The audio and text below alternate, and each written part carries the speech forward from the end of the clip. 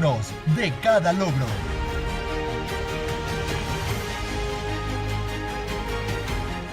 Fuertes en cada desafío.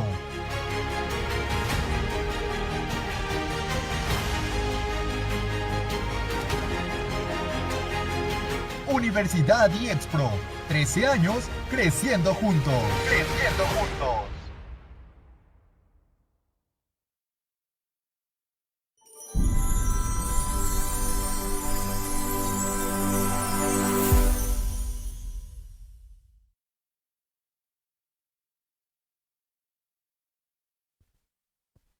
Hola, hola, muy buenas tardes a todos y todas. Bienvenidos a un programa más de Más Salud Mental para Todos. Me presento, soy la maestra Cintia Alcocer y les doy la más cordial bienvenida a cada uno de ustedes. Quiero presentar a mi compañero, el maestro Pedro. ¿Qué tal, Pedro? ¿Cómo estás el día de hoy? Yo muy feliz de estar aquí una vez más en Hola este programa. Cintia, ¿cómo estás? Bienvenida y un Bien. gusto para mí poder estar con ustedes en un programa más y como siempre creo que emocionado, ¿no? Emocionado de poderlos acompañar y sobre todo por el tema que nos aguarda el día de hoy. Si quieres, les comento. Por favor. Bueno, sabemos que hoy vamos a hablar un tema importante que tiene que ver con nuestra salud mental. El tema es depresión, señales de alerta y estrategias de intervención. Vamos a abordar las señales de alerta más comunes y exploraremos estrategias de intervención efectivas, promoviendo una mayor comprensión y acciones oportunas para el cuidado de nuestra salud mental. Así es, Pedro, la verdad que pues en este programa lo hacemos también en conmemoración pues del Día Mundial en contra en la lucha contra la depresión que acaba de pasar justamente este 13 de enero. Y pues justo estábamos platicando el día de hoy que también se abona con este Blue Monday, ¿no? Que le dicen, que se supone que es el tercer lunes de cada enero, en donde pues la tristeza o la depresión se puede ver un poco más. Y pues justo, ¿no? Este trastorno mental pues trasciende muchas emociones, sobre todo la tristeza, y pues afecta profundamente los pensamientos, las emociones, las conductas, y pues por ende también puede afectar mucho la calidad de vida pues, de las personas que lo padecen, ¿no?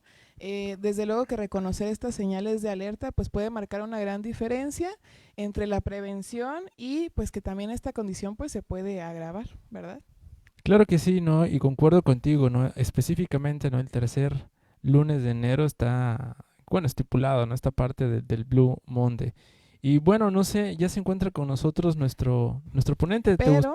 Ajá. Pero antes vamos a conocerlo porque nuestro ponente del día de hoy tiene un gran reto, que es abordar este tema tan importante.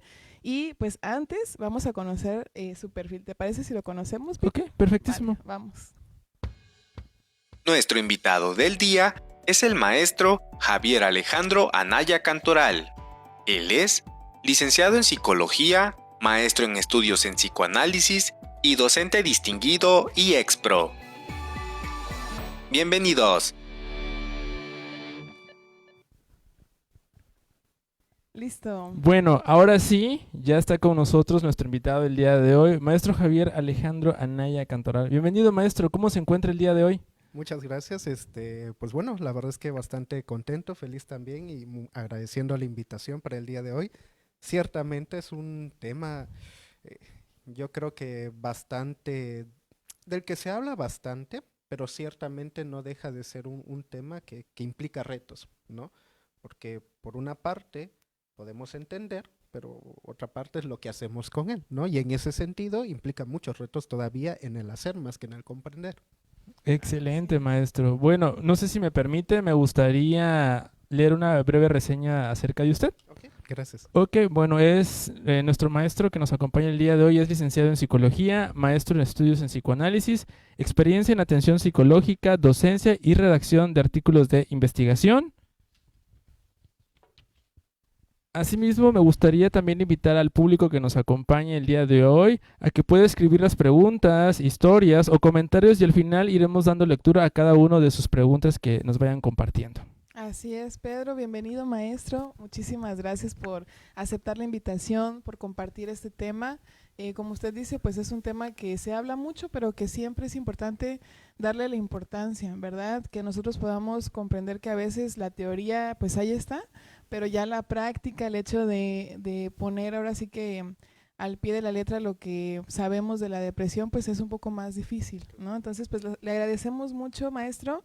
¿Y qué le parece si empezamos? ¿Le parece bien? Sí, está bien. Muchísimas gracias, maestro. Perfecto. Pues mire, la primera pregunta dice, ¿cuáles son los principales signos y síntomas que pueden indicar la presencia de depresión? Porque hay muchos, ¿no? Y sobre todo que actualmente, pues, vemos tanta información o desinformación, ¿verdad? En las redes sociales. Claro.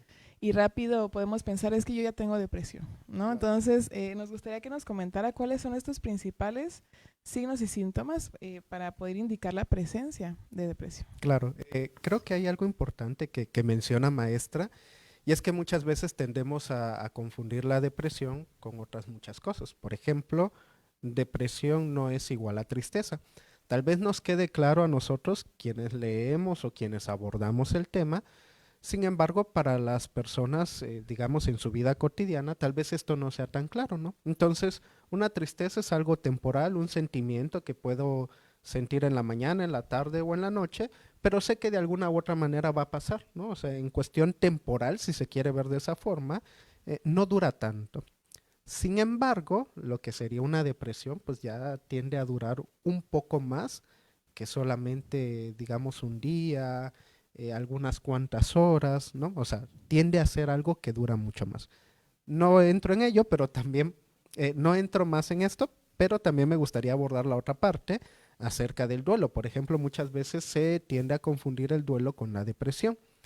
Cuando hablamos de duelo, ciertamente estamos hablando de que aquella persona que acaba de perder algo significativo, dígase una persona, dígase algún objeto incluso, pero que acaba de perder algo que es tan significativo, que de repente llega a sentir una profunda tristeza y que eso sí puede durar, ¿no?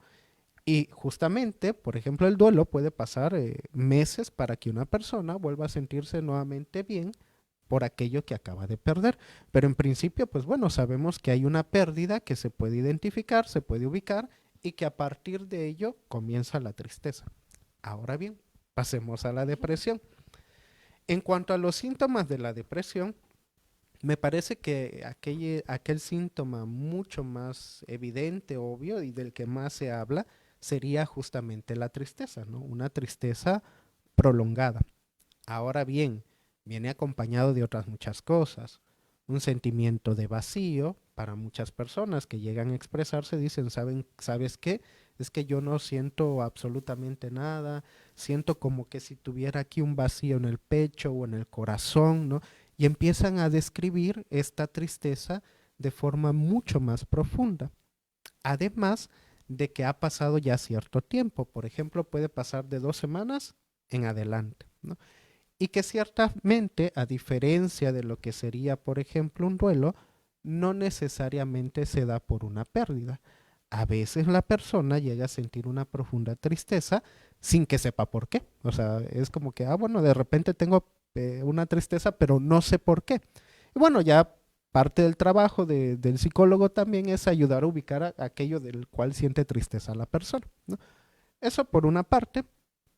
Por otra parte también puede presentarse ciertos síntomas fisiológicos, somáticos, ¿no? Dolores de cabeza, excesivo cansancio, una persona que solamente quiere estar durmiendo todo el día. Puede presentarse también cambios en lo que es el apetito, ya sea que me dé mucho más apetito de lo común o por el contrario, que me dé menos apetito de lo común, ¿no?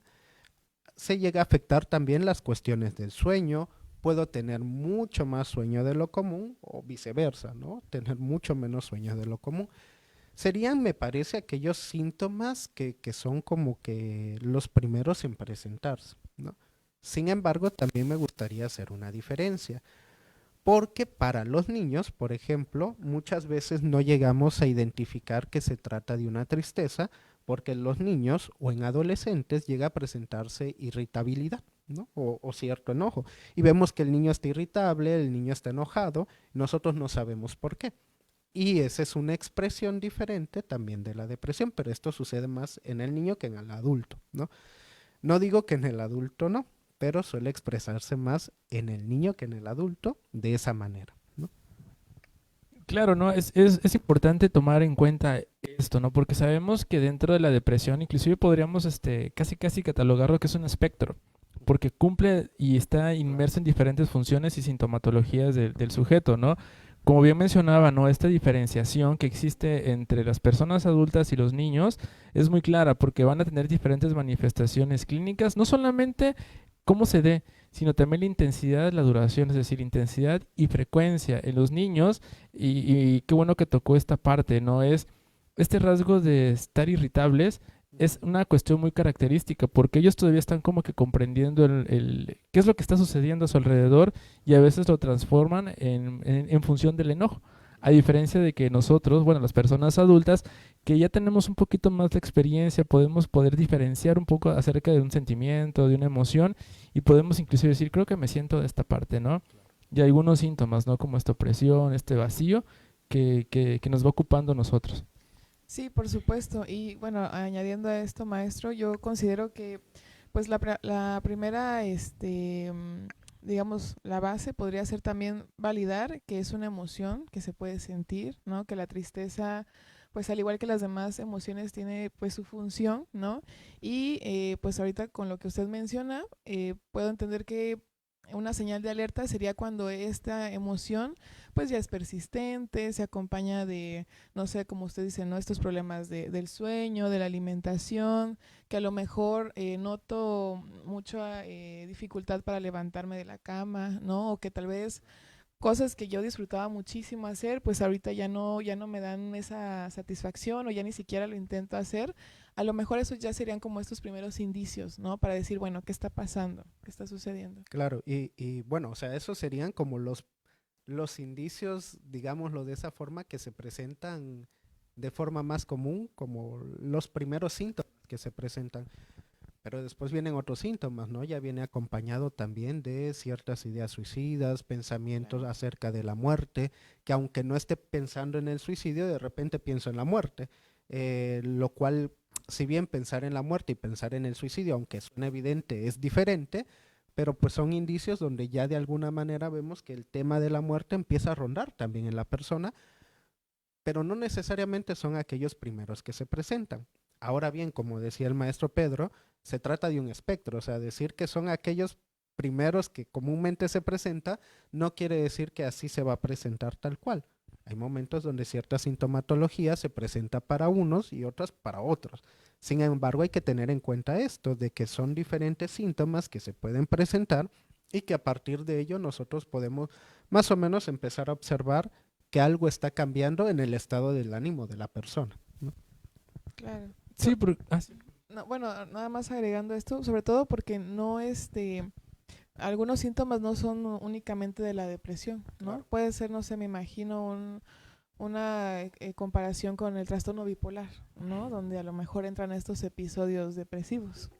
Sí, justamente eso iba a decir, ¿no? Que a veces creemos que la depresión es característica, porque tenemos en teoría, sabemos o conocemos cuáles son estos rasgos, estas características específicas que puedan dar rondando, ¿no? Y muchas veces, bueno, no me dejarán mentir que el primer indicio cuando pensamos en depresión es, está triste.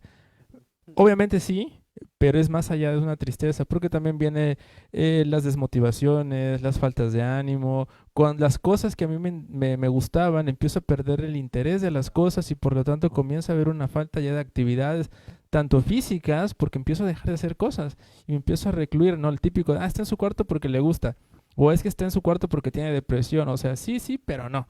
O sea, hay que, es como decíamos, ¿no? Son estos puntitos que nos llaman la atención y hay que justamente no prestar atención a lo que está pasando y quién es la persona, porque no es lo mismo un niño, un adolescente, un adulto, inclusive hasta los adultos mayores presentan depresión, más en estas temporadas, ¿no? A lo que me lleva a la siguiente pregunta. ¿Qué herramientas se consideran más efectivas para diagnosticar la depresión en un entorno clínico? Ok. Hablando de una cuestión clínica y bueno, esto que sirva tanto para aquellos que estudiamos la depresión como para aquellos que de alguna manera están interesados por algún familiar, por algún conocido, primero las herramientas que tenemos dentro de la psicología es la entrevista. O sea, Me parece que la herramienta principal que tenemos es la entrevista, donde nosotros podemos conocer cuáles son los síntomas que tiene el paciente, desde cuándo comenzaron, con qué frecuencia se presentan esos síntomas, qué intensidad tienen los síntomas, qué síntomas también pueden acompañar a esa sintomatología. O sea, de alguna manera, esta herramienta, lo que sería la entrevista, nos permite conocer a profundidad toda la sintomatología y el contexto de los síntomas, ¿no? Por ejemplo, hace un momento decía, no es nada más una tristeza porque sí, ¿no? Es cierto. eh, bueno, un momento aquí en el programa les comentaba de que muchas veces hay pacientes que llegan y llegan sin saber por qué se sienten tristes, por qué están tristes. Y parte del trabajo también es intentar ubicar por qué está triste el paciente, o sea, de dónde surge esa tristeza, que aunque tal vez durante mucho tiempo no se presentó una tristeza, pero si nosotros empezamos a indagar sobre la vida del paciente, empezamos a notar que hay muchos motivos por el cual esa tristeza ahí está presente, ¿no? Que tal vez no tenga una relación temporal la tristeza con los sucesos que ha tenido en su vida, pero sin duda alguna vemos que esa tristeza ha sido como guardada, ¿no? De hecho, hay muchas personas que lo llegan a decir. Yo como que no pude expresarlo, no pude guardarlo, perdón, no pude mencionarlo, tuve que hacerme el fuerte porque solamente yo y empiezan con este tipo de cosas, ¿no? Entonces, pareciera ser que todas aquellas emociones que causaron ciertos sucesos, como que en algún momento lo guardaron, quedaron ahí, fueron olvidados, lo voy a decir de esa forma, y en algún momento vuelven a surgir. Pero la persona ya que está surgiendo en este momento no sabe muy bien por qué está triste, ¿no? Porque pareciera ser que el suceso por el cual debería estar triste ya pasó y ahorita no me está afectando. Y en ese sentido, parte de la entrevista también ayuda a que nosotros podamos ubicar todos aquellos eventos que en algún momento le pudieron generar cierto tipo de tristeza al paciente y aprovechar a escucharlos, ¿no? Pero por otra parte, en un ambiente clínico también se pueden realizar lo que serían ciertos tipos de test, ¿no? Para poder, en este caso, hacer mayores especificaciones, ¿no? Por ejemplo, si quiero conocer qué tanta frecuencia hay en algún tipo de pensamiento que tenga el paciente, con qué intensidad se presenta, y entonces ya tenemos ciertos tipos de test que nos ayudan a identificar el tiempo, la intensidad con la que se presentan los síntomas, y ahí ya de forma, si quieren verlo de esa forma, mucho más precisa, ya podemos decir, bueno, se ha presentado, yo qué sé, de forma alta, leve, moderada, ¿no? Y ya es de alguna manera una herramienta que nos ayuda a poder hacer precisiones con respecto a la sintomatología del paciente. Y me parece que serían las dos herramientas que nosotros tenemos para poder establecer un diagnóstico, ¿no? Bueno, únicamente ahí, no sé si algo gustan añadir, maestros. Sí, bueno, claro, desde luego la entrevista, que es una parte fundamental, ¿verdad?, en la práctica clínica.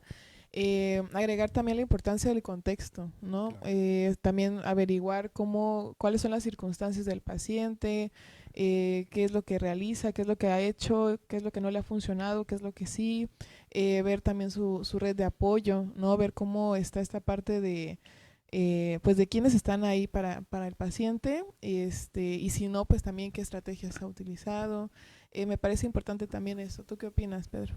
Claro, estaba pensando justamente en lo que mencionaba, ¿no? Y el contexto influye mucho y muchas veces, tomando esta parte que mencionaba es que no sé por qué estoy triste, por qué tengo estos sentimientos de abatimiento, por qué me siento de esta manera, o es más, no sé qué me pasa, pero me siento de esta manera, ¿no? Inclusive pueden o tienden a confundir la tristeza con otro sentimiento, con otra emoción, y es que me siento raro.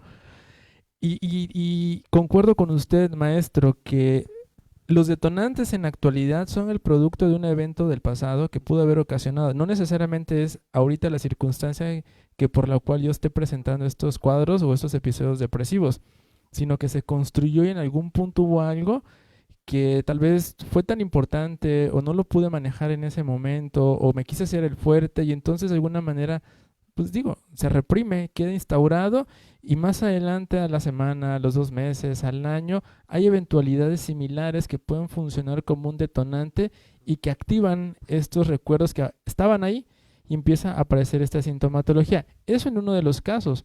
Otro podría ser el factor en el que estamos viviendo, ¿no? Ya sea la pérdida, el despido, terminar una relación, o sea, cuestiones multifactoriales que van a influir demasiado para que se puedan detonar cuadros depresivos. Inclusive, bueno, si hablábamos de esta estrategia de un diagnóstico clínico, bueno, si nos vamos al área clínica, no al manual, nos dice cierta temporalidad tiene que estar, ¿no? Y podemos hacer la diferencia, ok, es un episodio depresivo, es depresión, puede ser distimia, puede ser un trastorno depresivo estacional, pero tiene que ver mucho con la temporalidad, ¿no? La intensidad y la duración. Así es, sobre todo también encontrar esto que lo mantiene, ¿no? ¿Qué es aquello cuál es este elemento clave que a lo mejor ha sostenido pues esta emoción o estos síntomas, ¿no? Más bien ahora sí que del trastorno, ya sea de depresión o otro, ¿no? Que justo por ahí va la siguiente pregunta, que nos dice qué estrategias se utilizan para diferenciar entre la depresión y otros trastornos del estado de ánimo como el trastorno bipolar. Ok, antes de pasar a esa pregunta también me gustaría comentar algo. Ciertamente acerca del contexto. Muchas veces sucede, por ejemplo, que lo voy a decir como una persona que conoce a alguien que tiene alguna depresión, tiende a angustiarse porque no entiendo por qué está deprimido. No lo voy a hablar solamente como profesional, sino más bien como aquella persona que también ha tenido cierto tipo de vínculos con personas que han tenido depresión. Y que muchas veces nosotros insistimos en comprender el por qué esa persona de alguna manera está pasando por esa situación. Pero damos por hecho que porque yo estoy bien, la persona también puede estar bien, ¿no? Sin comprender el contexto de la persona. Porque muchas veces decimos, bueno, ¿sabes qué? Basta con que yo que sé, hagas ejercicio, intentes salir, veas qué tan bella es la vida, o sea, intentamos dar este tipo de consejos sin comprender anteriormente qué es lo que ha sucedido en su vida del paciente, ¿no? Y además de ello, sin juzgar también su vida, ¿no? Porque muchas veces es, bueno, conozco parte de su vida, pero es, sí, sabes que ya o sea, sí, ya pasó, pasemos página, ¿no? Y de verdad, o sea, si fuera así de fácil, las personas hoy en día todas estuvieran encantadas con su vida, pero no es así de sencillo en realidad. Creo que hay dos cosas ahí principales a poder comprender. Primero es que tenemos que comprender seriamente el contexto de la persona sin juzgar. O sea, sin que yo intente cambiar a la persona, sin que yo intente animarlo, porque aquí hay algo que entender también importante. No se trata de voluntad, porque muchas veces el consejo es por voluntad. Sal, yo qué sé, intenta salir con tus compañeros, sal a hacer ejercicio, yo qué sé, ponte parte, por ejemplo, de la familia, ponte a barrer, ponte a trapear, y se te va a quitar la tristeza. O sea, todo este tipo de cosas que tiene que ver con la voluntad, de alguna manera se tiende a decir así como que muy, muy fácil, pero en realidad las personas ya están en un punto donde ya no pueden, o sea, ya no se trata de voluntad, sino más bien la voluntad ahí falla. Algo que mencionaba hace un momento la maestra era esto: hay momentos donde ni siquiera me quiero levantar de la cama. Claro, para el que tiene todavía la voluntad que le funciona, le voy a decir de esa forma, puede decir, bueno, basta con que te levantes y ya está. Sí, sí, porque la voluntad ahí todavía funciona. Sin embargo, para las personas que de verdad ya están teniendo todos estos síntomas, la voluntad dejó de funcionar en algún momento, y que ya no se trata más de voluntad, hay algo más allá de la voluntad que ya no está funcionando entonces. Y que no se trata únicamente de decir, bueno, tú puedes, mira lo bello de la vida, hay cosas mejores que te esperan. No se trata justamente de esto. Se trata de ver si la persona en algún momento quiere y puede también con esa vida, ¿no? Bueno, eso ya creo que lo tocaré después, pero tener en cuenta esto, de que no solamente se trata de decir, bueno, tú puedes y todo, sino más bien de verdad de comprender el contexto de la persona, de ver aquellas cosas que de alguna manera lo hacen sentir de esa forma, que han generado todos estos síntomas y que la persona en algún momento se los guardó, fue reprimido y todo, y que ahorita ciertamente surgen, pero surgen en forma de síntomas, ¿no? O sea, no surgen bonitos, surgen en forma de síntomas. Y en ese sentido, hay algo que el mismo, ¿cómo decirle? La misma persona dice, a ver, espérate, hay algo que no se ha arreglado, no se ha solucionado, nos esperemos tantito, ¿no? No sé si gustan agregar algo aquí para pasar ahora sí a la pregunta planteada, maestra. A mí sí me gustaría agregar que ahorita que comenta esto de que no es tan fácil como decir échale ganas, ¿no? También entender que pues en la desesperación que justamente hace un momento hablábamos fuera de, ¿no? De que bueno, a veces las personas que estamos alrededor tal vez sentimos esta desesperación de que ¿por qué no te puedes levantar de la cama? ¿No? Pareciera tan sencillo. Pero también algo a considerar importante es que también es un proceso bioquímico, ¿no? Neurobioquímico, que también influye mucho esta parte de los neurotransmisores, de cómo funciona en ese momento, pues todas estas partes involucradas, ¿no? El sistema límbico, cómo funciona esta parte que no solamente es cuestión de voluntad, ¿no? Y que pues ahí también es importante esto de la psicoeducación, ¿no? Con los familiares o con la red de apoyo de una persona con depresión, ¿no? Entender de que no es simplemente de que tú puedes y échale ganas y ponte a barrer y se te va a quitar, Sí, ¿no? claro. Dile adiós a la tristeza, ojalá fuera así de fácil. El tratamiento sería de 2 sesiones, ¿no? Pero bueno, quería agregar eso. Bueno, primera y queda, ¿no? Y es que, claro, ¿no? Es importante considerar esto, ¿no? Y podríamos estar hablando inclusive, ¿no? De los mitos acerca de la depresión, pero justamente, ¿no? Cuando ya estamos hablando ya de tal cual como un trastorno depresivo, de entrada, y podríamos decir casi casi afirmándolo, va a haber un sentimiento de desesperanza, que ahí es donde entra esto que comentaba maestro, ¿no? Ya no hay voluntad, o sea, ya diríamos, ya no hay fuerza humana, entre comillas, que motive al sujeto a salir adelante, ¿no? Yo siempre ando ahí peleando y diciéndole, no, no sé, échale ganas, no, ok, espérate, algo está pasando, que, ¿qué fue lo que pasó?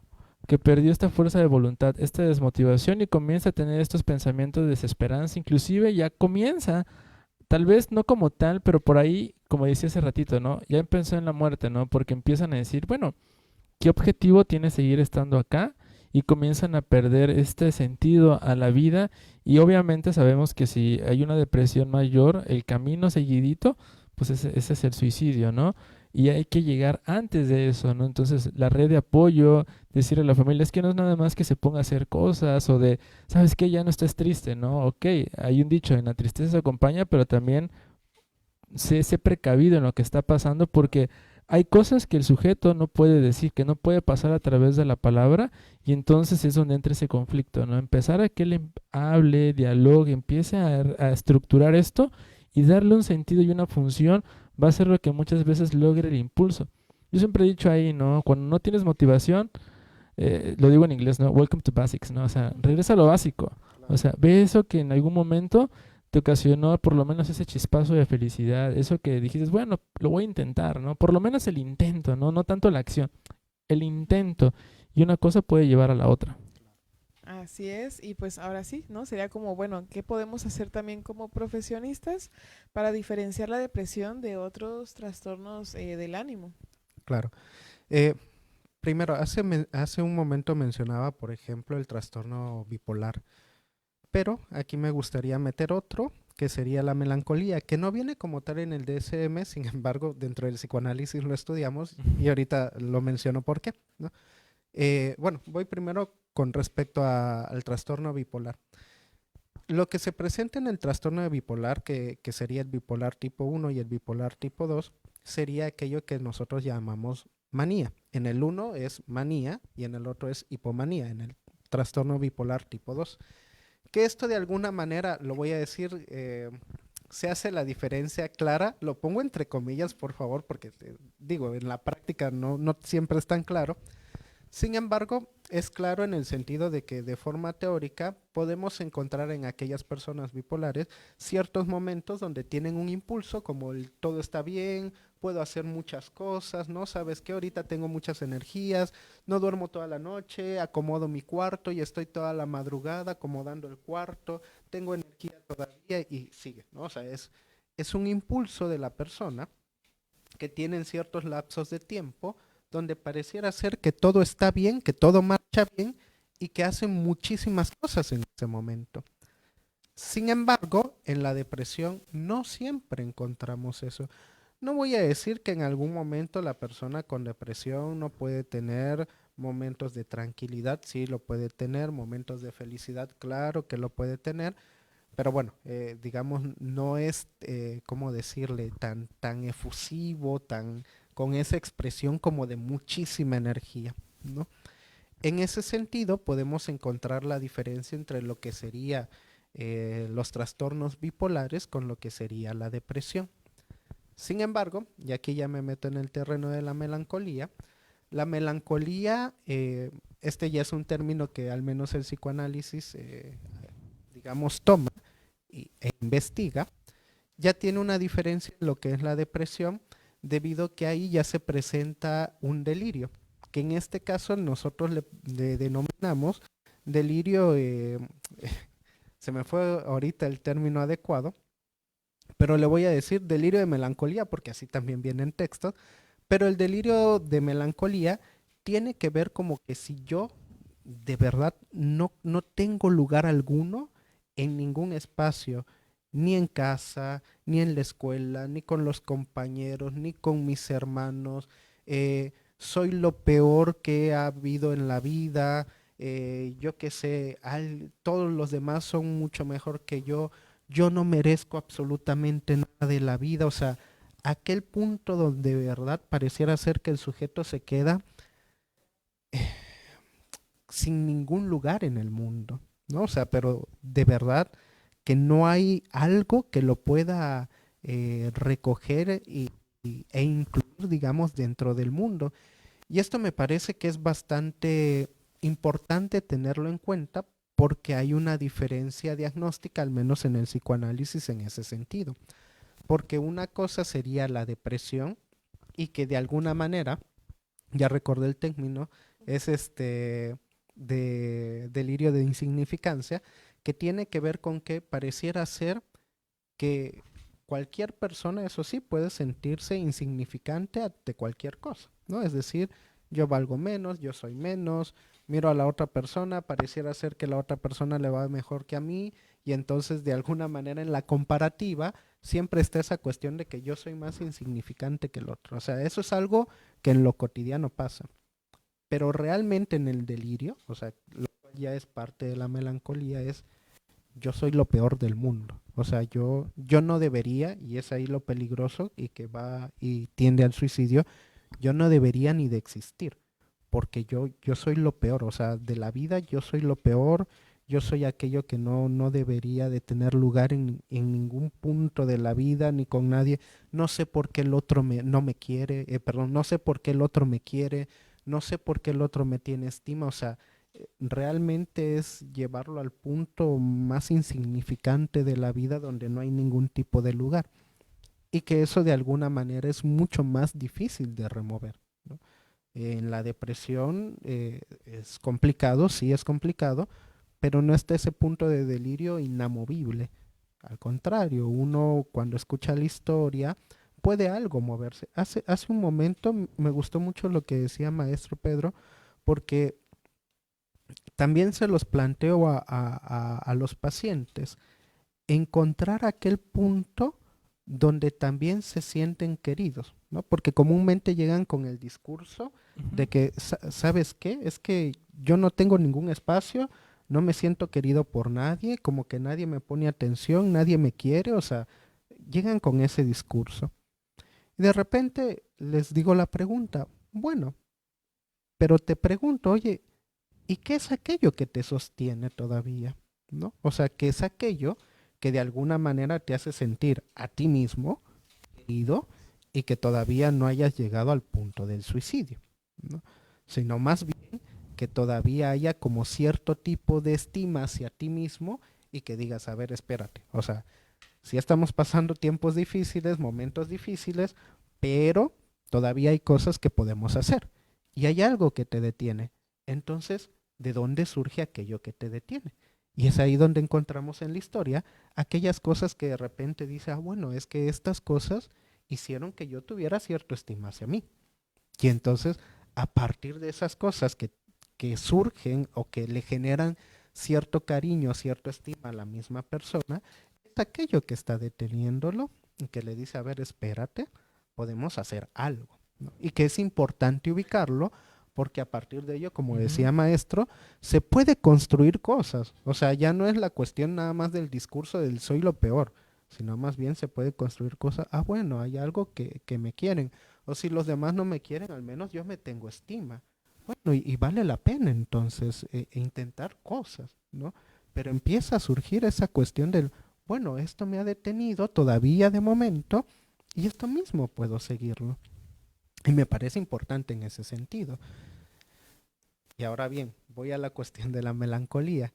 En la melancolía es complicado debido a que eso muchas veces no se encuentra. Y ahora bien, la propuesta es que se puede inventar junto con el paciente que le ayude a que haya un buen motivo de ahorita en adelante a poder seguir viviendo, ¿no? Lo que se intenta encontrar en la melancolía es un motivo para vivir, si se quiere decir de esa forma.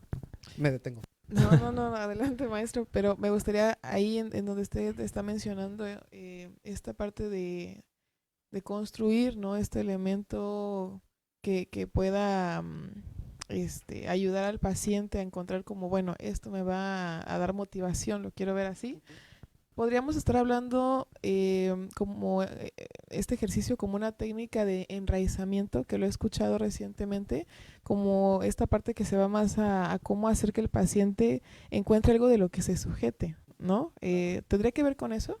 Sí, seguramente. Por ejemplo, hay pacientes que lo encuentran en animales, o sea, cuidando sus animales, donde encuentran de alguna manera el sentido de decir, bueno, hay algo que me espera, hay alguien que me espera, hay alguien que me necesita y que eso no está mal, o sea, todavía lo sostiene a la vida. Y en ese sentido me parece que es un punto importante para que la persona todavía encuentre buenos motivos de estar en la vida, ¿no? Puede ser el arte, puede ser la música, o sea, donde todo aquello, donde encuentra un sentido todavía para estar, lo pueda hacer y que no haya ninguna problemática, al contrario, que la meta sea prolongar la vida, ¿no? Sí, es lo que venía pensando ahorita, justamente cuando decía, ¿no? Es que es importante ver desde el punto en donde el paciente, ¿no? O en este caso, el sujeto está sosteniendo la cuestión del discurso y los elementos que van a estar inmersos ahí para que pueda existir como que este momento donde diga, ok, está pasando esto, yo me siento insignificante porque me cuesta aceptarme a mí como soy como persona y entonces tiende a ser como que estos, no sé cómo se me fue ahorita el término, buscar esas, lo voy a llamar motivaciones para fines prácticos que me ayude a mí poderme sujetar nuevamente a algo para poder mover ese síntoma y cambiarlo, porque estamos hablando, ¿no? De que, bueno, si hablamos del discurso de la melancolía, va a ser un síntoma que se va a estar moviendo dentro del sujeto y obviamente, porque se torna un poco más difícil poder saber cuál es esa situación, bueno, tendríamos que hablar un poquito también de las estructuras, qué es lo que va a hacer que exista esta situación por la cual se le va a dificultar al sujeto en este momento poder hacer este proceso de asociaciones para que pueda encontrar ese punto. Pero cuando logra hacerlo, cambia, porque entonces logra moverse el síntoma y entonces el sujeto comienza a ver esa lucecita al final del túnel donde dice, bueno, pues por lo menos lo voy a hacer por acá. Y comienza a ver un avance significativo en su proceso, ¿no? Y eso es muy importante, ¿no? Porque cada elemento, cada estructura va a ser diferente, ¿no? Y el discurso no va a ser el mismo, siempre va a ser cambiante. A diferencia, y lo manifestaba, ¿no? Por eso quería hacer como que esta acotación antes de entrar a la siguiente pregunta.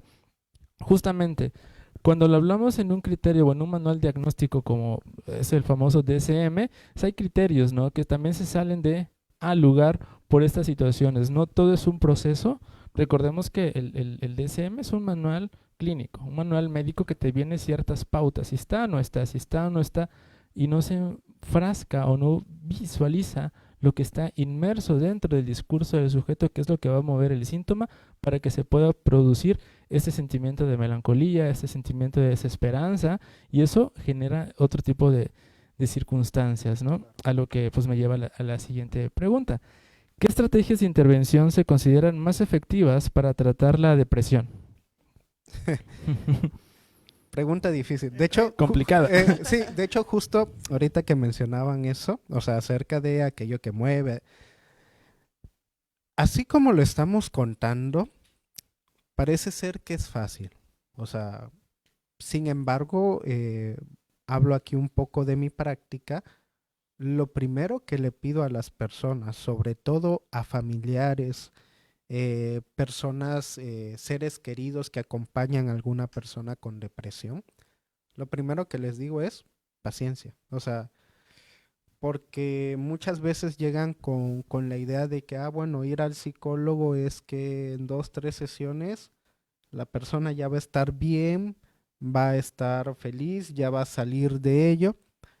Y no, o sea, esto depende realmente del contexto, del estado de la persona, de si tiene apoyo afuera, no tiene apoyo afuera, de alguna manera incluso el cómo está viviendo la propia persona la problemática, o sea, depende de muchos factores la temporalidad de que el paciente se pueda sentir mejor, o sea, no solamente es voy al psicólogo y ya el psicólogo hace maravillas, ¿no? Por ello, las primeras cosas que les digo, sobre todo nuevamente a los acompañantes, es mucha paciencia. Entiendo que tal vez la cuestión es, estamos desesperados, queremos ya ver bien a nuestro ser querido. Sin embargo, ya habrán notado ellos también que no es una situación fácil, ¿no? Sino más bien que requiere tiempo. Y en ese sentido, primero, como hacer énfasis en ello, son cosas que requieren tiempo y que, digamos, fruto del tiempo será que también la persona empiece a tener cierto tipo de modificaciones con respecto a lo que siente. Ahora bien, con respecto a técnicas, aquí me voy a enfocar únicamente en las técnicas del psicoanálisis. No por otra cosa, sino porque es, digamos, parte de mi práctica y, no sé, podría de alguna manera mencionar de otras prácticas también, o sea, de otras teorías, de otras terapias, pero la verdad hablaría desde el desconocimiento, entonces no quiero meterme en en esos ángulos, porque no conozco y tampoco quiero como decir, bueno, hacen, no, no sé. ¿No?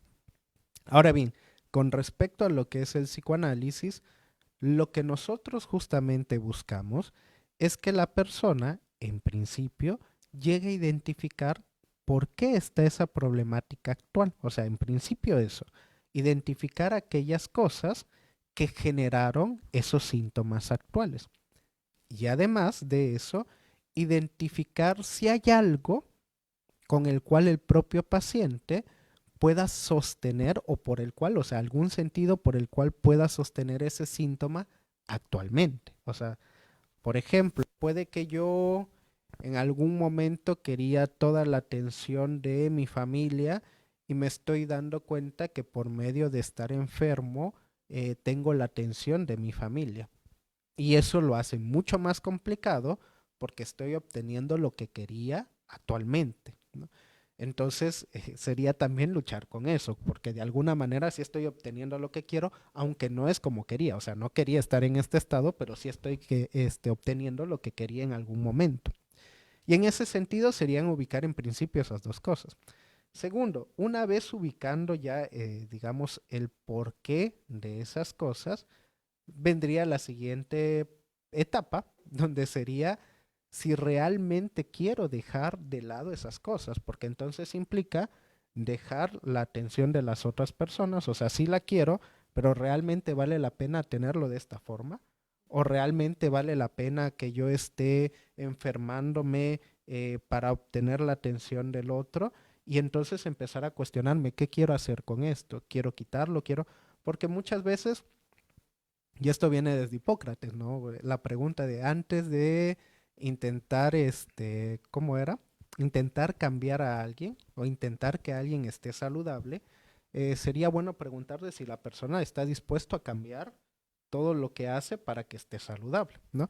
Y esa pregunta me parece muy actual porque también no solamente para la psicología, sino para cuestiones físicas, médicas, o sea, eso viene bien. O sea, tú quieres estar bien médicamente, también es bueno preguntarte, bueno, pero ¿estás dispuesto a cambiar todo aquello que te enferma? Como dejar muchas cosas de aquella vida que te afecta, ¿no?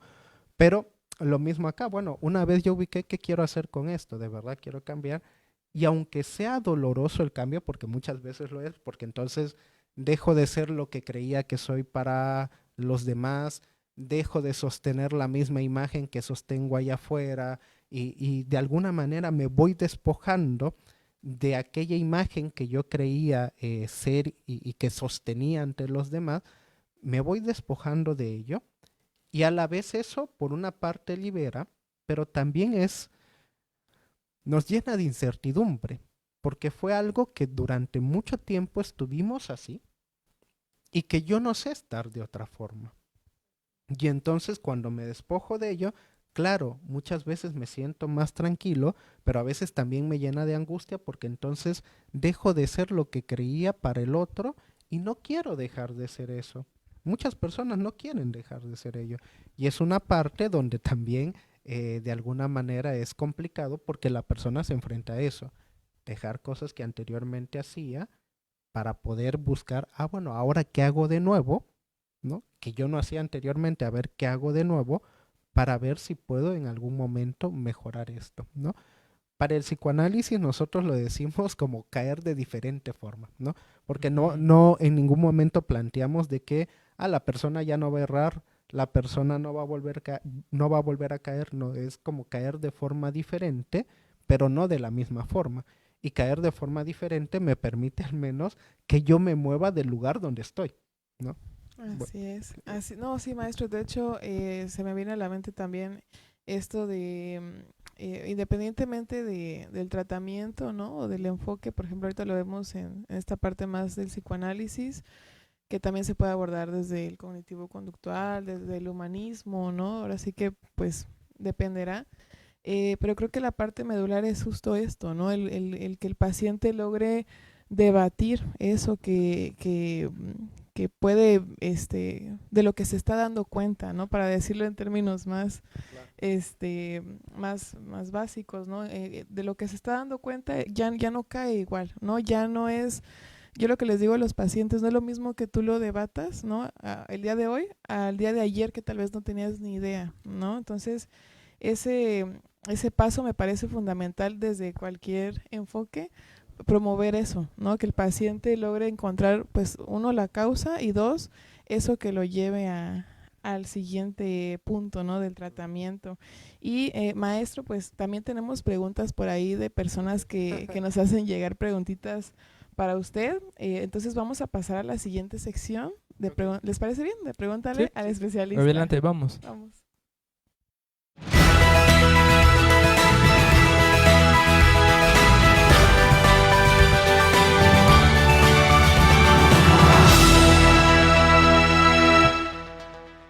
Bueno, pues ya estamos en la sección Pregúntele al especialista y pues en estos días nos dimos a la tarea de recabar algunas preguntas de personas que voluntariamente pues nos hacen llegar sus dudas, sus comentarios para que junto con el especialista pues podamos darles una respuesta, una sugerencia. Y una persona nos pregunta lo siguiente, bueno, hace una pregunta y un comentario. Dice, ¿cómo apoyar a un hijo con depresión aparte de llevar al psicólogo y psiquiatra? Dice, mi familiar tiene fantasías sobre suicidio y el cómo quitarse la vida. Ya no sé qué más hacer. Va al psicólogo, al psiquiatra, toma medicamentos, estamos cerca, la escuchamos, pero no sé qué más hacer. Híjole, ¿qué nos recomienda, maestro? Bueno, en principio va a ser difícil esto. Sin embargo, me parece que es un cuestionamiento que se tiene que hacer. ¿Cómo yo tomo la muerte? ¿No? O sea, eh, ¿qué me causa a mí hablar de la muerte? Porque eso también es algo que que uno se debe preguntar, porque muchas veces escuchamos, ¿sabes qué? Lo digo como aquella persona que también tiene conocidos que hablan de muerte y todo esto, ¿no? Bien, en ese sentido, muchas veces lo primero que hacemos ante el tema de la muerte es decir, ¿cómo vas a pensar eso? ¿No? O sea, de alguna manera es como un tema tabú, donde no hablemos de ello, no pienses en eso, eh, y que de alguna manera no permitimos que la persona exprese eso que está pensando. Y en ese sentido, me parece que es importante preguntarnos cómo yo tomo el tema de la muerte. Si a mí me alarma, si es algo que yo no, digamos, pienso mucho o me aterra pensarlo, que me parece que es un tema que se tiene que reflexionar. Hoy en día, por ejemplo, la cultura tiende a censurar este tema, no voy a hablar más de ello, pero uno puede ver, por ejemplo, en redes, hablar de muerte, hablar de suicidio, es algo censurado. Y que de alguna manera, si uno pone alguna de esas dos palabras, ya te mandan como links directo, ¿no? O sea, oye, tienes algún problema, comunícate con, está bien, sin embargo, hay tema de censura. Me parece que es algo que dentro de la familia tampoco se debe censurar. O sea, esto de no hablemos de muerte, no, al contrario, me parece que es algo que se tiene que dialogar también con la familia, porque incluso muchas veces llega a pasar que un familiar muere y no sabíamos ni qué quería, ¿no? O sea, no sabíamos ni qué quería después de su muerte el familiar. ¿Por qué? Porque nunca se habló. Entonces, en principio me parece que eso hay que ponerlo sobre la mesa, el cómo yo tomo la muerte, que no sea algo necesariamente que me alarme, ¿no? Ahora bien, entiendo que es un ser querido y que evidentemente no deseamos que suceda eso.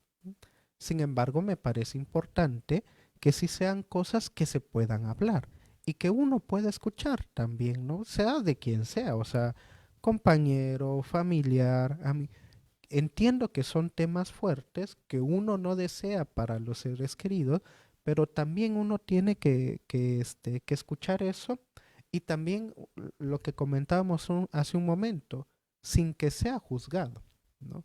Porque muchas veces es, bueno, escuché sobre la muerte, pero oye, no es que mira, o sea, tú lo tienes todo, ¿qué le estás pidiendo a la vida? ¿Qué más te hace falta? ¿Qué quieres? ¿Qué necesitas? Y justamente no es por ahí la situación, ¿no? En ese sentido, digamos, lo primero que hay que hacer es poder escuchar sin juzgar a la persona sobre lo que está diciendo y también no tener esta prisa como de sacarlo de ahí, o sea, de que sea algo necesariamente ya alarmante, de que salga de ello y de otro, no, sino más bien poder escucharlo sin juzgarlo, ¿no? Porque muchas veces es lo que hacen referencia a los pacientes también. A veces quiero hablar de lo que estoy sintiendo y resulta que lo primero que me dicen es, no, no hables de eso, no, no, pero tienes todo, no, pero no te hace falta nada, no, pero tú deberías de estar feliz y realmente no permiten a la persona expresar aquello que está sintiendo. Y claro, o sea, en ese sentido, escuchar sobre la persona y lo que está sintiendo no es lo mismo a no juzgar, que muchas veces tendemos a escuchar y a juzgar rápidamente, ¿no? Tú tienes todo, aquí nos tienes a nosotros, por ejemplo, yo qué sé, la vida es muy bonita, y sí, la vida es bonita, pero lo hablamos para quienes hemos encontrado lo bonito de la vida. O sea, eso no todos lo encuentran también, ¿no? Maestro, ¿quiere comentar algo? Bueno, estaba pensando, ¿no? Justamente en esto que decíamos, ¿no? O bueno, más bien que estaba comentando, es que muchas veces hay que escuchar lo que la persona está diciendo, lo que el otro está diciendo, ¿no? A través desde qué punto y desde qué sentido está basando su discurso y qué postura toma. Porque a partir de ahí podemos darnos cuenta de muchos elementos. Como bien mencionaba, esto último que decía, es que la vida es bonita, ¿no? La vida es bella, mira todo lo que tienes por delante, tienes un buen trabajo, no tienes una buena familia, tienes un buen futuro. Pero recordemos que dentro del sujeto y su discurso es, ¿y? O sea, ¿y eso qué? O sea, lo puedo tener, pero recuérdense que el tenerlo no es tenerlo todo. Y entonces eso implica otras cosas, porque hay una falta, que es lo que va a mover al sujeto y lo que se va a transformar en un síntoma y lo que el síntoma va a generar algo en él. Y entonces es identificar qué pasa, ¿no? Y ese qué pasa no lo vamos a saber nosotros, no lo va a saber el familiar, inclusive, irónicamente, en un primer momento no lo sabe el sujeto, porque está puesto en este discurso de descubrir qué es lo que está pasando ahí para poder, no sé, ver, ¿no? Yo siempre hablo aquí desde un punto, es desde qué momento sale el sujeto, ¿no? En su discurso, pero también de qué manera va a volver a entrar y de qué forma. Y ahí es donde comienza, bueno, otro tipo de situaciones que se van presentando. Así es, pues estoy completamente de acuerdo, ¿no? Siempre desde estos términos pues hay una falta y que es muy curioso porque como dices, ¿no? A lo mejor el paciente tampoco lo sabe desde un inicio, pero desde luego que como dice también el maestro, al menos en estos casos en donde pues se percibe pues la preocupación, ¿no? Por lo que está sucediendo con el familiar, pues un elemento que considero que va a ser muy importante ahí es como dice la atención, la escucha activa, el poder decir, bueno, estoy abierto a escuchar y a recibir la información que a lo mejor pues desde luego, ¿no? Me causa una angustia, pero que también sé que pues es por algo que va a ser ahora sí que beneficioso para la persona que lo está padeciendo, Claro. ¿verdad? Bueno, No pues sé si puedo agregar algo más sí, ahí, adelante, maestro. una Con gusto. disculpa, pero también, y Adelante. lo siguiente muchas veces es duro. Eh, el objetivo aquí es encontrar nuevamente un punto donde la persona tenga esas ganas de vivir, ¿no?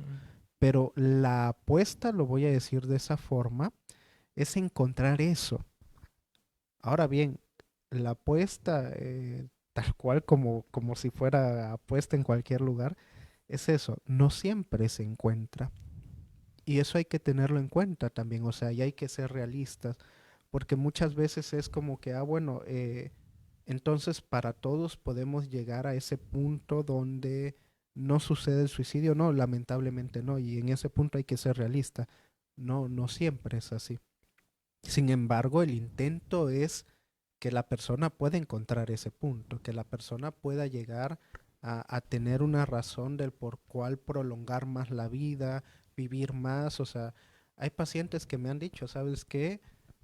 Tal vez el pensamiento sobre la muerte y el suicidio no se va, pero yo sé que todavía tengo metas, tengo objetivos en mi vida, algo quiero llegar a realizar. Y qué bueno porque eso lo prolonga. O sea, de ser alguien que tal vez ya quería en una semana, el siguiente mes, tomar el suicidio como camino, a, a ser una persona que ahora está prolongando más su vida, créanme que es mucho, mucho, mucho lo que se gana en ese punto. Y además de que también muchas veces juzgamos porque, nuevamente, yo ya tengo una razón. O sea, yo digo, bueno, para mí la vida es así, es bonita, es brillante, porque yo tengo ya una razón para vivirla. Pero como decía el maestro Pedro, tal vez la persona no lo ha encontrado, no sabemos si lo va a encontrar, y que muchos de los registros, por ejemplo, de aquellas personas que dejan alguna carta sobre el suicidio y todo, tienen que ver con personas que no encontraron lugar en la vida, lugar en la familia, lugar, o sea, no encontraron ningún lugar.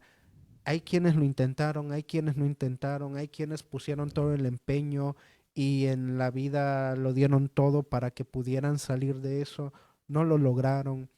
Y es algo que se debe de tener en cuenta, que muchas veces por la cuestión, le voy a decir, del que yo quiero, del que todas las personas estén bien, también queremos obligar a que la otra persona encuentre ese punto de vida que la haga disfrutar la vida. Pero muchas veces lo vemos como, lo obliguemos a que viva. Y no vemos que de verdad la persona tal vez sufra en vida. Y es algo que se debe de tener en cuenta. Por eso digo, esto suele ser doloroso, pero es real. O sea, es real mencionar también, la persona muchas veces vivir para la persona es insoportable, dolorosa, no encuentra ese punto del por qué valga la pena mañana volver a despertar, salir de cama. O sea, no lo encuentra y es desesperante y puede ser doloroso para la persona. Y por eso también hay un punto enorme de nuestra parte de tener que comprender esa situación. Sin embargo, si algo puedo decir en este punto, no es lo mismo no haber escuchado a esa persona que escucharla. Y con esto me refiero a que no es lo mismo que la persona opte por el suicidio siendo escuchada a que nunca en su vida haya sido escuchada. Y en ese sentido es muy distinto, porque enfrenta entonces tanto el suicidio como la muerte de forma distinta, al menos sin tanta angustia, o es lo que se intenta, ¿no? Así es. Sí, no, es muy importante eso, porque la posición del paciente juega un papel muy importante desde en función en dónde nos está colocando, ¿no? Y ahorita estaba pensando eso y se me vino una frase dentro del psicoanálisis, ¿no? El lugar del supuesto saber que coloca el paciente, bueno, en esta cuestión, el analizante, ¿no? A su analista, porque entonces dice, bueno, si yo no sé lo que yo quiero, muy curioso, y me río, ¿no? Porque te dice, pues dímelo tú, porque a eso vengo. Claro. Ujú. No, o sea, yo no lo sé, tú lo sabes, ¿no? Y en teoría eso es muy chistoso porque en realidad no sabemos qué es lo que tú quieres, ¿no? Al final de cuentas, ¿cómo nosotros podemos replantear y reestructurar esa pregunta para que el sujeto vaya pensando y vaya analizando qué es lo que quiere? Que en un primer momento se puede soltar o puede ser precisamente desde un momento muy angustioso y de sufrimiento en la vida, pero también está esa capacidad que puede surgir de, creo que puede ser que tenga un motivo o una razón del ser, y entonces es donde se logra, digamos, este nuevo cambio, ¿no? Y puede darse, bueno, muchos cambios o muchas mejorías en el sujeto. Claro. Así es. Pues muy interesante, maestro. Gracias, maestro Pedro, también. Y pues vamos a pasar las preguntas, que tenemos varias preguntitas del público, si les parece. Muchas gracias. Ok. Te paso la primera.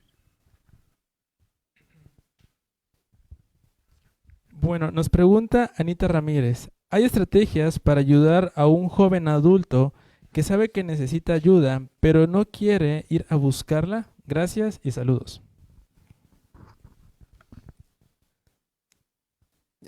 Contesto. Sí, conteste, Sí, conteste. hay varias formas. Uno dice ayuda pensando, por ejemplo, en el psicólogo.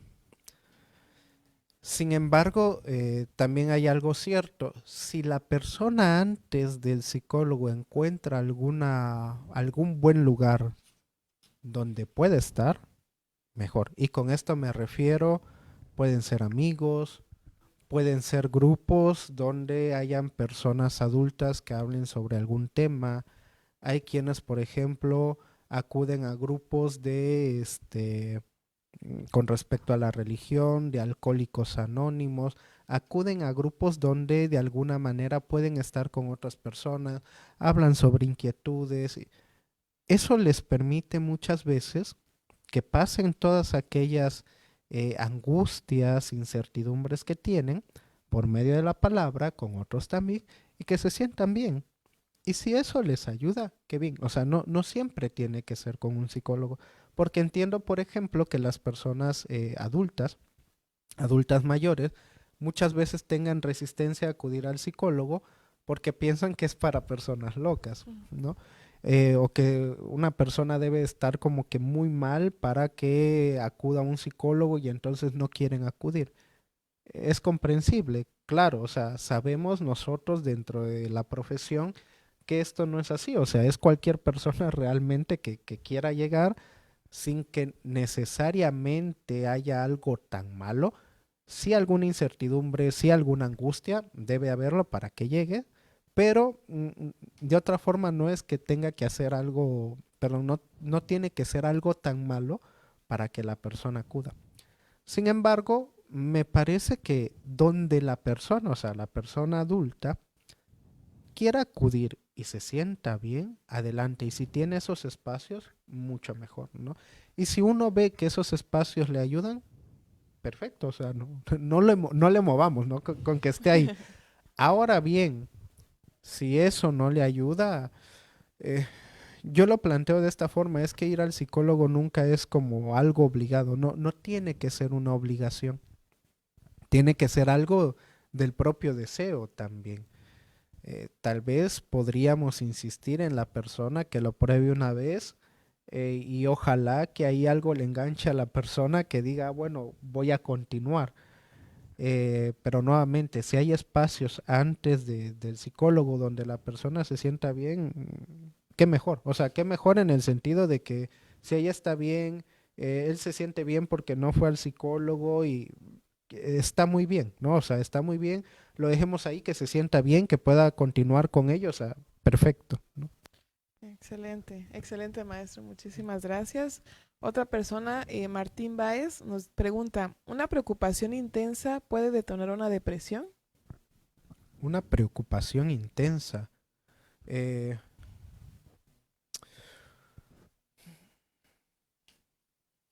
Podría decir que depende el tipo de preocupación, ¿no? Sin embargo, me parece que la preocupación está más asociado a la ansiedad, ¿no? O a la angustia, porque me preocupo más por lo que puede pasar y claro, me puede dar tristeza por lo que pienso que puede pasar y entonces me puede dar tristeza. Sin embargo, lo más asociado es la ansiedad, de que sea algo, de que yo al estar pensando constantemente lo que puede pasar, entonces me angustie, me genere ansiedad por aquello que puede pasar. Y nuevamente, claro que la idea me puede generar tristeza, pero lo que más me va a generar es la ansiedad por lo que puede llegar a pasar, aunque no pase, ¿no? Sin embargo, muchas veces los síntomas de la depresión acompañan a los síntomas de la ansiedad. Sí, sin duda alguna. Es que Maestro. va desde creo que desde la propia concepción del sujeto, ¿no? ¿Qué es cuáles son sus creencias? Y a partir de ahí es que se formulan estos cuestionamientos como los que preguntaban, ¿no? Justamente, ¿cuáles son esos pensamientos que yo tengo? Y a partir de ahí como que me voy construyendo. Y justamente esto se asocia a la siguiente pregunta, ¿no? Que nos comparte Adriana Provincia. Dice, ¿y los ataques de ansiedad, por qué son y cómo se puede apoyar, ¿no? Curiosamente. ¿Por qué son? Cada uno tendrá una razón. Ajá. Eso en principio, ¿no?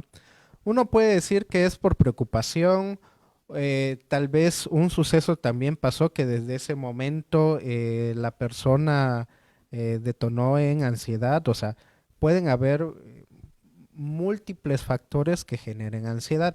Incluso la repetición constante de un suceso genera ansiedad. O sea, ahí nuevamente la razón es multifactorial y cada persona va a tener su razón para que ese síntoma o esos síntomas se lleguen a generar. Sin embargo, digamos lo que sí podríamos decir acerca de la ansiedad es que hay un constante miedo porque la ansiedad vuelva a surgir, ¿no? O porque la situación que generó ansiedad vuelva a repetirse, o porque se repita nuevamente alguna situación que aunque no sea algo repetido de forma constante, pasó en algún momento hace ya un tiempo y vuelva a pasar en este momento. E incluso muchas veces pareciera ser que nada tiene que ver. Hay momentos donde puede ser, yo qué sé, que algún ruido de repente, algún grito me generó ansiedad y a partir de ello empieza ataques. Yo no recuerdo por qué y resulta que tiene que ver con que en la infancia escuchaba muchas discusiones entre papá y mamá y a partir de ahí yo tenía ansiedad y resulta que ante los gritos actualmente que puede escuchar en la calle también me genera ansiedad. Son un sinfín de cosas en realidad. Entonces, en ese sentido, la ansiedad puede ser detonada por varias cosas. Ahora bien, lo que se intenta muchas veces en la ansiedad es que eso no se vuelva a repetir, no vuelva a aparecer, no surja, controlarla y todo, que me parece que es aquello que tiende a ser cíclico en la ansiedad, ¿no? Excelente, maestro. Muchísimas gracias. Y por aquí nos hacen otras preguntas. Antonio Snow dice, ¿qué cambios estructurales y funcionales en el cerebro se han observado en personas con depresión? Y también nos pregunta qué diferencias existen entre la depresión unipolar y el trastorno bipolar. Okay. También es muy interesante. Claro. Mire, con respecto a la primera, la verdad no sabría decirle, o sea, con respecto a todos los cambios cerebrales que hay en cuestión de la de la depresión asociado justamente a cuestiones cerebrales, estructurales precisamente, no sabría decirle, una disculpa por ello, y tampoco quiero aquí aventurarme a inventar algo que yo no sé, ¿no? Entonces ahí sí invito a que podamos investigar sobre ello. Sin embargo, con respecto a la segunda pregunta acerca de lo que es la depresión unipolar con lo que sería bipolar, eh, es algo muy actual y se le conoce depresión unipolar a aquella depresión que únicamente, digamos, se manifiesta tristeza. Sin embargo, como mencionábamos al inicio del programa, no siempre digamos, lo que sería la depresión se llega a manifestar con tristeza. Muchas veces es con cierto tipo de ira, enojo, frustración, donde ya viene acompañado de otros síntomas que ya no es exclusivamente tristeza. Sin embargo, nuevamente haciendo diferencia entre lo que serían los trastornos bipolares, lo que sí aparece dentro de lo que sería la bipolaridad sería la manía y la hipomanía, lo cual en el trastorno de depresión sí no aparece. Puede, digamos, estar acompañado de otros síntomas, sí, el enojo, la ira, incluso en los adultos. En los adultos hay adultos muchas veces que no expresan su tristeza en forma de tristeza, sino más bien de enojo. Y entonces tú ves irritado a la persona, pero en realidad la persona lo que está sintiendo es enojo o se siente irritado. Perdón, tristeza. Ves enojada a la persona, sin embargo, lo que la persona realmente siente es una tristeza profunda. Sin embargo, uno lo ve ahí enojado, digamos, como que de forma coloquial mal encarada a la persona, y uno dice, uy, no te acerques porque está enojado, ¿no? Pero cuando uno empieza a platicar con la persona, se da cuenta que lo que siente es tristeza. Y en ese sentido, digamos, esta cuestión de la depresión unipolar se da únicamente cuando el síntoma, perdón, que mayormente resalta o está de forma constante sería la tristeza. Sin embargo, puede estar acompañado de otros más síntomas. No, y es importante aclarar eso, ¿no? Porque depende de las circunstancias, el contexto, bueno, dependen muchas cosas que pueden ser estos detonantes, ¿no? En funcional, pues a los síntomas que se está presentando, ¿no? Acá nos pregunta Néstor Giovanni Vázquez Hernández y él pregunta, ¿desde qué tipo de psicoanálisis está abarcando su charla? Intento no estar así como que muy intenso con el psicoanálisis, sin embargo, mi orientación es lacaniana freudiana, ¿no? O sea, ahí lo puedo decir. Sin embargo, en realidad intento que no sea así como que muy teórica la situación, porque digamos, no es el caso ahorita, no tampoco. Sin embargo, para yo comprender lo que sería la depresión, lo comprendo desde esos teóricos, ¿no? Desde lo que es Freud y desde lo que es Lacan, únicamente. Y es que es importante, ¿no? Creo que hacer un poquito de énfasis en eso, Claro. porque luego como que se espanta. Claro. Pero bueno, es importante, ¿no? Ahorita nada más quería así como que abordar tantito esto que había mencionado en la primera en esta pregunta última. Obviamente hay ciertos cambios que tienen que ver a nivel de los neurotransmisores, a nivel del sistema nervioso central. Hay como que mayores segregaciones de diferentes neurotransmisores que no vamos a entrar a detalle, pero sí hay cambios en la fisiología. En estructuras no estaría tan seguro decirte si sí o no, pero sí sé que hay cambios a nivel fisiológico donde se van a segregar ciertos elementos, por eso los fármacos, ¿no? Que van a ser inhibidores de serotonina, bueno, Sí. entre otros elementos para estabilizar el nivel del sistema nervioso central y una vez que se estabiliza al sujeto desde ese punto de vista, entonces es donde entramos en función todos nosotros para abordarlos desde el discurso, desde los demás elementos que hemos estado platicando para poder trabajar adecuadamente, pero obviamente esto es caso por caso. Así es, maestro. Y pues maestro, ahora sí que uno de los objetivos que realmente buscamos con estos programas es que nos pueda dejar algunas recomendaciones acerca del tema que acabamos de discutir y sobre todo para las personas que a lo mejor es la primera vez que escuchan del tema y para otros quizá pues ya lo han escuchado, entonces nos gustaría que nos pueda comentar pues algunas recomendaciones para nuestro público. Ok. Yo creo que lo voy a dividir en dos, o sea, recomendaciones para las personas que tal vez estén pasando por la depresión y personas que forman parte del núcleo de seres queridos de una persona que esté pasando por depresión. Para la persona con depresión, eh, primero que nada, tener paciencia, que no piense que se trata de algo loco, que se trata de algo sin sentido, o sea, como que, bueno, estoy triste un poco porque sí. Entiendo que hayan muchas cosas que no se logran entender de la depresión en un principio. Sin embargo, a lo que se invita es a poder hablar sobre ello para que uno encuentre el por qué está ahí ese malestar, ¿no? En ese sentido, la invitación es a que se pueda hablar para que yo identifique qué es aquello que generan esos síntomas y que no únicamente piense yo que estoy mal, yo que sé que esto como que surgió de la nada, que no tiene ningún tipo de sentido ni nada. Y también tener paciencia no solamente por lo que estoy sintiendo, sino también por lo que puedo construir a partir de ahorita, ¿no? Que la construcción de algo que a mí me posibilite poder seguir viviendo tampoco es tan sencilla, ¿no? Muchas veces podemos escuchar, bueno, ¿sabes qué? Yo qué sé, eh, haz música, pinta, dibuja. Es sencillo decirlo, pero no para todas las personas funciona lo mismo. O sea, así como podríamos decir que aquello que genera cierto tipo de malestar depende de cada persona, o sea, es completamente mío propio, lo mismo aquella razón que me permite seguir viviendo va a ser mío. O sea, el motivo de mi felicidad es mía y muchas veces no es compartida.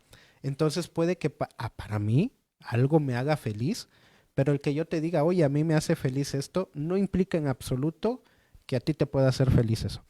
En ese sentido tiene que ver con la búsqueda también de algo que para mí me pueda hacer sentir feliz, me haga sentir bien, o incluso no feliz, o sea, un poco menos desdichado, más llevadera la vida, o sea, tampoco es aquí como que hay la felicidad y vamos a estar alegres todo no, que me permita poder vivir, ¿no? Y en ese sentido, me parece que también hay que tener paciencia en eso, o sea, en aquello que yo puedo construir, encontrar, que me permita vivir, ¿no? Ahora bien, recomendaciones para las personas que tienen algún conocido, ser querido, familiar que tiene depresión. Primero eso, escuchar a la persona, pero de verdad, o sea, preguntarle un poco sin miedo y sin tabú también a las cosas, preguntarle, no juzgar, o sea, no intentar escuchar para dar una respuesta, que es lo que comúnmente hacemos, ¿no? Escuchamos, pero es para que yo te dé como la clave de la solución de lo que tienes. Y por eso muchas veces nosotros intentamos explicar, decirle por dónde es la salida, y eso no funciona de esa forma. Sin embargo, si uno presta la escucha y de alguna manera, digamos, está sin juzgar, lo que sí podemos muchas veces causar es que la persona se sienta aliviada, ¿no? Que no es lo mismo curada, pero que se sienta aliviada, se sienta un poco mejor y que le ayude a soportar tal vez eso insoportable más tiempo, ¿no? Y por último, tener paciencia también, o sea, se trata de algo que es un proceso donde claramente la invitación es a que acuda algún psicólogo, que acuda algún psiquiatra, algún profesional que le pueda ayudar justamente con esa situación, ¿no? Serían mis recomendaciones. No sé si gusten agregar algo, maestros. Creo que ha quedado bastante claro, maestro. Le agradecemos mucho, de verdad, que nos pueda transmitir sus conocimientos, que nos apoye, pues ahora sí que desde este enfoque también que es muy interesante, que es el psicoanálisis, y estoy segura de que estas recomendaciones serán de gran ayuda para las personas que nos están visualizando, y pues le queremos hacer entrega de un reconocimiento, si le parece bien. Si me permite leerlo. La Universidad IEXPRO otorga el presente reconocimiento al maestro Javier Alejandro Anaya Cantoral por su destacada y valiosa participación en el programa de Más Salud Mental para Todos con el tema Depresión, señales de alerta y estrategias de intervención, realizado en las instalaciones de la Universidad Gexpro en Tuxtla Gutiérrez, Chiapas, el día 20 de enero del 2025. Le hago entrega, maestro, agradeciéndole y también agradeciéndole pues a todas las personas que nos estuvieron visualizando en este programa. Ha llegado el momento de despedirnos y en nombre de la comunidad Gexpro les damos las gracias por habernos acompañado el día de hoy, recordándoles que si quieren saber más de estos temas o si quieren volver a ver los videos, pues también nos pueden encontrar en nuestras diferentes redes sociales, en Facebook y en TikTok. Y de igual forma, los invitamos a nuestro siguiente programa, nuestra siguiente emisión, que va a ser el día 4 de febrero a las 5 de la tarde, en donde abordaremos el tema el trastorno del espectro autista desde una perspectiva neuropsicológica, teniendo como invitada a la maestra Geraldine del Carmen Aguilar Álvarez, recordando que este programa se realizará en el marco del 14 aniversario de la universidad, por lo que esperamos que de verdad puedan acompañarnos a lo largo de todos los eventos que se han preparado especialmente para ustedes. Maestro Pedro, ¿algunas palabras para despedirnos? Bueno, como siempre, es un gusto poder tocar temas que sin duda alguna nos van a ayudar a nosotros a tener un poquito más de información, a hablar el panorama y sobre todo para que sepamos, ¿no?, en la mayor parte de las personas dónde acudir y estar un poquito más informados, ¿no? Y no creer todo lo que escuchamos por ahí, sino específicamente nuestras fuentes de información, nuestros especialistas y bueno, ¿qué más podremos decir? Así es, maestro. Muchísimas gracias por acompañarnos. Gracias, maestro. Y pues gracias a ustedes. Nos vemos en la siguiente emisión. Cuídense mucho. Bonita tarde. Hasta luego. Chao.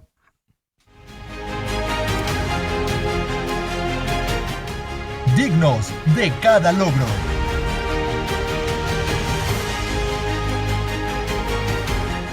Fuertes en cada desafío.